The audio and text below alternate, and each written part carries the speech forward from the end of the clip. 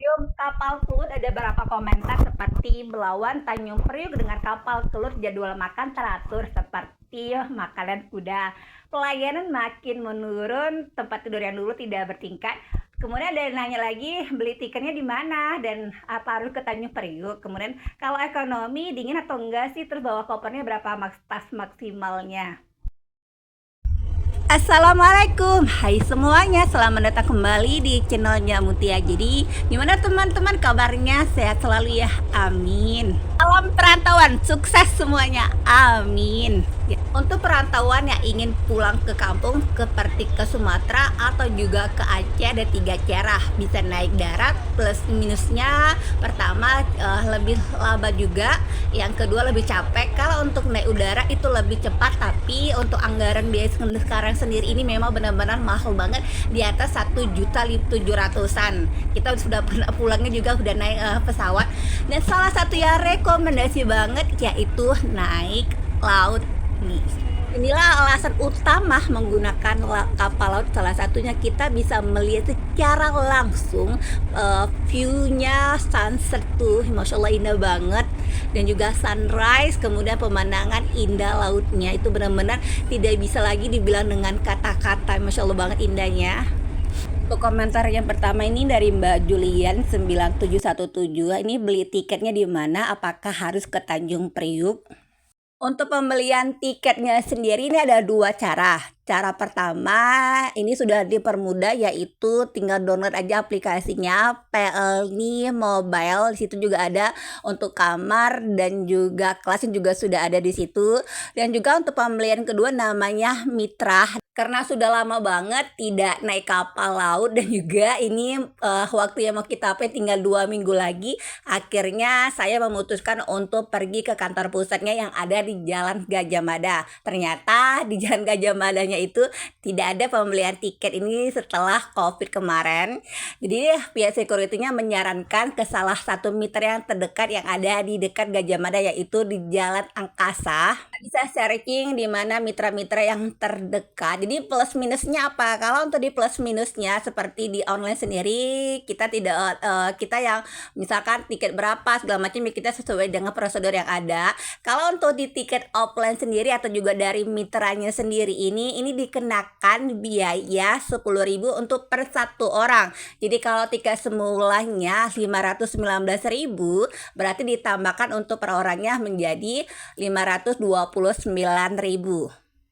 Untuk kopernya sendiri ini atau juga bagasinya ini untuk 1 orang 40 kilo, jadi lumayan banyak ya. Dan juga teman-teman ini kalau punya saudara itu bisa sampai ngantarnya itu pas di ruang tunggunya dengan catatannya membawa atau juga menyimpan KTP-nya yang ada di pegawainya, nanti bisa sampai masuk ke dalam ruang tunggunya, itu bisa sangat membantu sekali. Kalau untuk makan sendiri sudah ada di vlog sebelumnya, dan ini ada salah satu dari komentar dari teman-teman, yaitu dari Prameswara, yaitu Belawan Tanjung Priuk dengan kapal Kelut. Jadwal makan teratur, jatah makan sesuai seperti makanan kuda. Menurut tanggapan saya pribadi ini sudah lumayan cukup ya, karena kita nggak pusing-pusing lagi memikirkan makan ya. Kalau misalkan zaman dulu, kalau yang sering naik kapal laut pernah merasakan, coba siapa itu tulis kolom komentar. Yang pertama makul, telur, kemudian ikan yang direbus atau juga ditumis seperti itu aja, itu kita pernah merasakan banget. Itu nggak kebayang itu aja lauknya. Sekarang sudah ada varian, ada sosis untuk anak-anak atau juga tambahan dengan cemilan atau juga yang lainnya. Kalau mbaknya atau juga masnya ini yang mau lebih, bisa biasanya kalau misalkan mas bawa sendiri itu seperti misalkan renang itu tahan lama ya, rendang, kemudian ada tempe, kemudian ada ikan ikan teri, kayak kami bisa sayur ikan teri, kemudian ada kacang. Itu boleh banget untuk menambah nafsu makan, tambahan dengan lauk yang ada dari situ. Hanya wajib dibawa pada saat ke kapal, yang pertama itu pastinya termos air panas karena memang kan udara panas banget ya. Walau itu ada di lantai 4 itu ada air panasnya, walaupun memang kita harus ngantri dan kadang-kadang kita nggak istilahnya kadang-kadang kita nggak dapat yang panas, tapi nggak apa-apa lah, ngengar kuku ya, itu wajib banget. Ada itu, kemudian ada minyak itu memang ada ya, kemudian seperti biasa ada pop mie dan makanan yang tergantung teman-teman suka makanannya juga nyaman selama kita perjalanan kurang lebih 3 hari 2 malam. Komentar dari Mas Sukimin, pelayanan makin menurun. Dulu tempat tidurnya nggak tingkat, nyaman. Sekarang di tingkat tempat tidurnya susah gerak dan juga sumpek, ampun dah. Menurut saya pribadi, ini pihak Pelninya menambahkan jumlah penumpang, terutama untuk di tempat tidur di dek 3 dan juga dek 4 ini. Ini memang tempat tidurnya dia bertingkat. Memang panas, panas. Gerah juga gerah. Tapi kita ngambil sisi positifnya, Mas bisa pakai misalkan salah satunya kipas angin portable. Tapi juga kalau di sini keuntungannya kita bisa ngobrol atau juga bicara-bicara sama yang tetangga-tetangga kita, ini dari mana mau kemana. Kadang-kadang kita bawa makanan kita kumpul nih satu ruangan nih di tempat itu, ini kita bawa makanan kita Pak, ini sambil kita ngobrol. Kalau kamar yang tidak bertingkat ini adanya di dek 2. Ini seperti ini suasananya. Memang suasananya lebih nyaman karena kan tidak sumpek banget ya. Ini hampir rata-rata mayoritasnya ini yang berkeluarga, apalagi yang bawa anak yang balita nih. Tapi tergantung juga sih, kadang-kadang kita tidak bisa menentukan di mana tempat tidur kita. Ada juga di tempat kamar kami itu ada yang bawa anak, dia juga di lantai 4 ya, rezeki juga. Maka itu masih mungkin, mudah-mudahan pihak PL-nya bisa mengapakan dimana kalau untuk keluarga seperti apa atau juga yang lainnya. Itu saran saya. Kita lanjut dulu jalan-jalan naik ke atas. Alhamdulillah kita masih dapat tempat tidur. Ada yang dari Batam mau ke Medan dan itu tidak dapat tempat tidur, jadi orang tuh non-stay tapi tetap bayar sama tuh ya. Kita nikmati aja, bersyukur apa yang ada. Jadi tempat kafe istilahnya ada di dek 5. Lumayan ya, 5 untuk kafe. Harganya lumayan deh.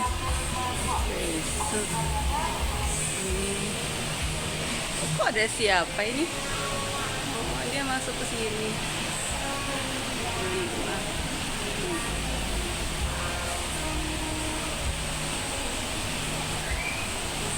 Dwi Andika ya, ini ada Dwi Andika, dia tentang kopi dia punya. Ini untuk kelas 1-nya seperti ini. Kelas 1-nya ini lumayan sih harganya, dari 980 ke 1 juta berapa gitu. Ini kelas 1.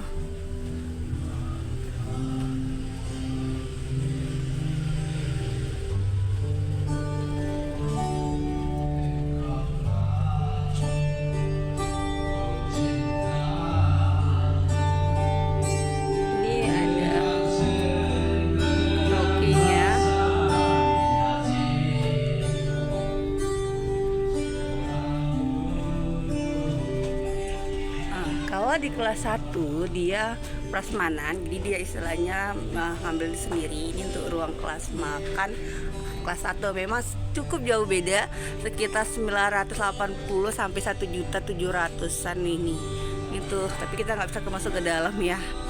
Ini untuk di ruang 1-nya. Informasinya untuk di ke-6 ini ada restoran, ada kelas 1 dan ini denanya. Jadwalnya jam ini. Ini ruang makan kelas. Oh, jadi beda teman-teman. Jadi beda antara ini kelas 2. Mungkin nggak tahu aku gimana bedanya, aku tidak tahu. Memang antara jaraknya juga lumayan sih, beda harganya juga. Dari 980 ke 1.400.000-an itu juga lumayan beda harganya. Ini untuk kelas 2-nya, tapi untuk menu dan kalau konsepnya sih prasmanan juga, tapi untuk menunya saya kurang tahu. Ini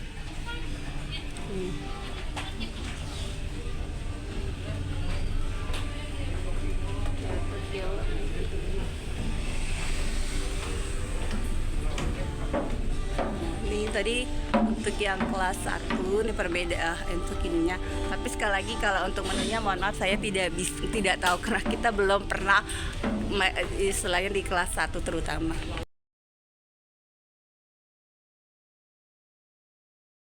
Untuk teman-teman yang males banget ngantri, capek-capek, atau juga lagi berada di atas, ini salah satu solusinya yaitu kita membayar jasa mereka nanti juga para ABK-nya atau juga yang lainnya nanti ada yang bilang siapa yang mau ngantar makan, siapa mau diantarkan makannya nih. Jadi untuk biaya sendiri ini dari Tanjung Priuk ke Medan itu dikenakan Rp20.000 per orang per tujuan. Kalau dari Batam sampai ke Medan ini Rp10.000 untuk per orangnya per satu tujuannya. Jadi lumayan sih membantu kita juga sama untuk kita bisa tepat waktu makan. Kalau kemarin kita karena jalan-jalan ke Batam, jadi memang udah telat ya untuk pengambilan makan, jadi tidak bisa lagi. Jadi kita tidak makan siang nih, ini kita makan di luar. Ini ya itu salah satu keuntungannya kalau kita membayar jasa dari mereka. Untuk perjalanan dari Tanjung Priuk ke Medan ini untuk harinya sendiri saya kurang tahu, biasa ada hari Jumat atau juga hari Sabtu. Ini tinggal cek kembali untuk di aplikasinya sendiri. Kalau saya dapatnya kemarin di hari Sabtu jam 10 malam, lumayan malam. Sampai di Medannya itu di hari Selasa sekitar sore hari, dan dia 2 kali berhenti. Berhenti pertamanya itu ada di Batam, ini cukup lumayan lama, hampir 3 jam. Jadi kita bisa jalan-jalan, bisa beli makanan atau apa di area Batam. Tapi sekali lagi jangan lupa bawa istilahnya KTP dan juga kartu tiket teman-teman. Dan ini tempat yang keduanya kita nunggu dulu tempat ini. Jadi ya ini kalau nggak salah ini Kepulauan Riau. Jadi dari daratan sana nantinya di tengah-tengah, di kita juga ini beradanya di tengah. Nanti mereka naik satu-satu di tangan. Ini Masya Allah banget sih sebenarnya, mengerikan, tapi memang salut untuk mereka. Saya selalu ya. Ini orang ini katanya belum tersenggol nanti orang ini. Ini besar ukurannya. Nah, udah. Kitanya berarti. Dadah.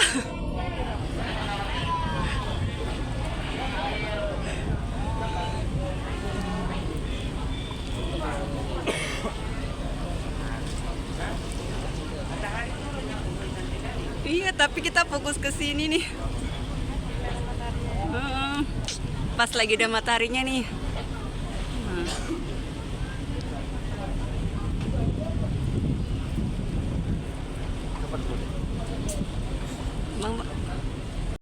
Atau keistimewaannya kalau di kapal, nah ini udah berganti lagi untuk kiblatnya nih.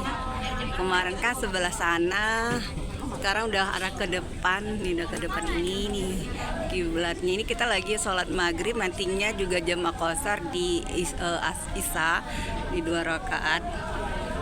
Musolanya ada di dek 7, dan ini nantinya untuk azannya sendiri ini ada 3 kali.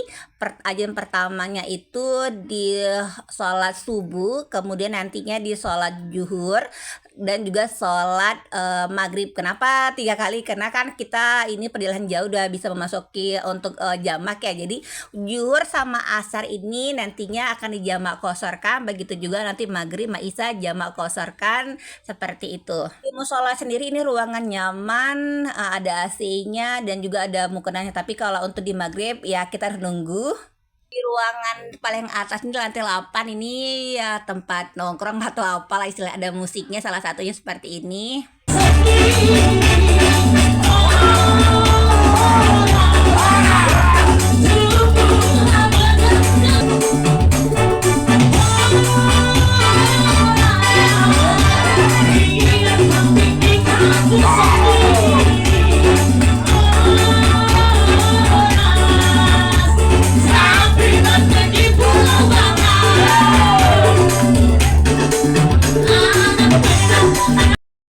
Ada Akmil juga, dan bertepatan ada senam bersama. Ini alhamdulillah, ini baru pertama bisa naik ke lantai 9 paling atas. Ini benar-benar dingin banget untuk udaranya, dan benar-benar bagus banget untuk view-nya yang ada di sini.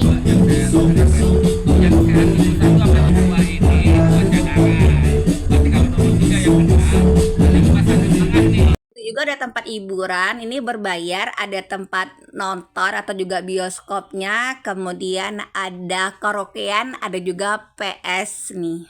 Sedikit tambahan, teman-teman wajib namanya bawa perminyakan, kemudian alas tempat tidur biar kita tidurnya lebih nyaman, atau juga dan plus sarung bantal. Kemudian teman-teman boleh bawa mainan yang simple tapi juga bisa menghibur untuk keluarga. Kemarin itu ada yang bawa gitar, dan satu lagi untuk khususnya untuk balita, yaitu kain panjang, itu bisa jadikan untuk ayunan. Satu lagi nih teman-teman, pisahkan untuk koper yang tidak perlu dibongkar-bongkar dengan baju yang kita pakai 2 hari untuk kita di kapal. Jaga kesehatan teman-teman, hati-hati di jalan dan nikmati perjalanan yang ada di kapal. Terima kasih, mohon izin semuanya. Assalamualaikum.